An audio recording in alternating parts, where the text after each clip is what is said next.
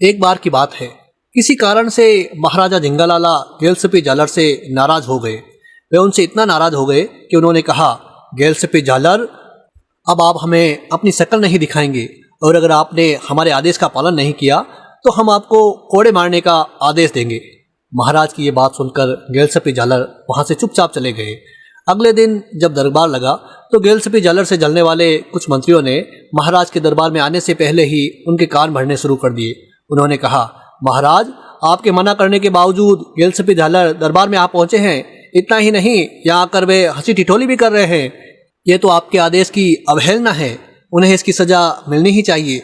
ये सुनकर महाराज आग बबूला हो गए और अपनी गति दोगुनी करके दरबार की ओर बढ़ने लगे। वो जैसे ही दरबार में पहुंचे, उन्होंने देखा कि गेलसपी जालर अपने मुंह पर एक मटका पहने दरबार में खड़े हैं। बस उनकी आंखों के आगे मटके के 2 छेद थे। उनकी इस हरकत देखकर महाराजा जिंगालाला ने गुस्से में उनसे कहा, गेलसपी जालर, हमने आपसे कहा था आप हमें अपनी शक्ल नहीं दिखाएंगे, फिर ऐसा क्या हुआ कि आपने हमारे आदेश का पालन नहीं किया। महाराज की बात पर गेलसपी जालर ने कहा, महाराज, मैंने आपको अपनी शक्ल कहाँ दिखाई है?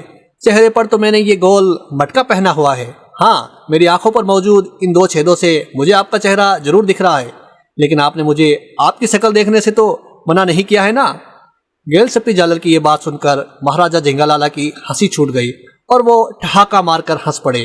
उन्होंने कहा, गेलसपी जालर, आपकी बुद्धि के आगे हमारा गुस्सा रहना मुमकिन ही नहीं।